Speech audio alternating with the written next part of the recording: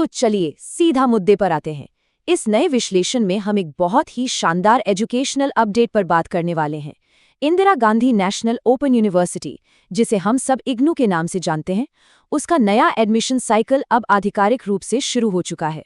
जो भी लोग अपनी उच्च शिक्षा की प्लानिंग कर रहे हैं, उनके लिए ये जानना बहुत ज़रूरी है कि जुलाई 2026 सेशन के दरवाजे अब खुल चुके हैं। इस पूरे विश्लेषण में हम हर एक डिटेल को बिल्कुल बारीकी से समझेंगे, ताकि कोई भी ज़रूरी जानकारी छूट न जाए। ये सिर्फ एक अनाउंसमेंट नहीं है, बल्कि अनगिनत छात्रों के लिए एक नए सफ़र की शुरुआत है। भाग 1, इग्नू प्रवेश प्रक्रिया में स्वागत है। शुरुआत होती है आरके इग्नू यूट्यूब चैनल के एक बहुत ही गर्मजोशी भरे और बाइलिंगुअल मैसेज से। हेलो फ्रेंड्स, स्वागत है आपका हमारे आरके इग्नू यूट्यूब चैनल में। इस तरह के कम्युनिटी प्लेटफॉर्म्स सच में कमाल के होते हैं। ये सीधा छात्रों से जुड़ते हैं और उन तक ऐसी ज़रूरी बातें पहुंचाते हैं। आज के इस डिजिटल दौर में जुलाई 2026 सेशन की ये खबर इन्हीं कम्युनिटी प्लेटफॉर्म्स के जरिए इतने बड़े पैमाने पर लोगों तक पहुंच रही है। भाग 2, महत्वपूर्ण तिथियां और शिक्षा के माध्यम। 15। अब देखिए, ये कोई आम नंबर नहीं है। 15 जुलाई 2026 ये वो आखिरी तारीख है जिसे बिल्कुल दिमाग में बैठा लेना चाहिए।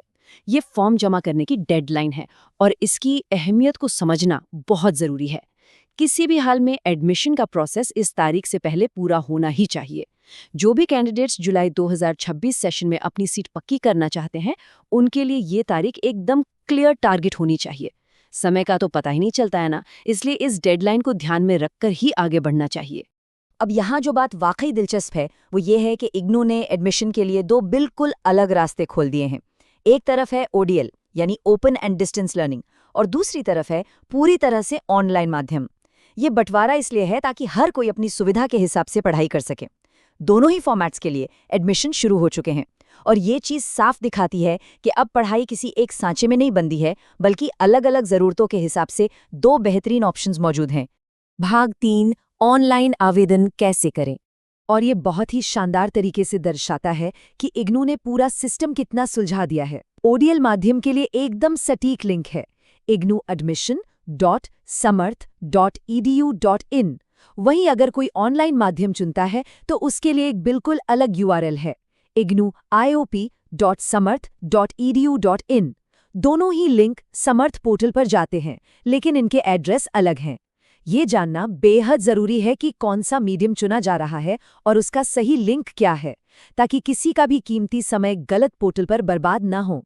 इन सारी ज़रूरी बातों के साथ साथ आरके इग्नू चैनल की तरफ से अपनी कम्युनिटी के लिए एक छोटी सी अपील भी है। चैनल को लाइक, शेयर और सब्सक्राइब करने की। देखिए, ये कोई फॉर्मेलिटी नहीं है। इस तरह के सपोर्ट से ही ये तय होता है कि आगे भी ऐसे अहम एजुकेशनल अपडेट्स हर किसी तक बिना किसी रुकावट के पहुंचते रहें। जानकारी को आगे बढ़ाना ही इन प्लेटफॉर्म्स को असल ताकत देता है। तो अब जब हम इस विश्लेषण के आखिर में आ गए हैं, तो एक बहुत ही गहरा सवाल सामने आता है।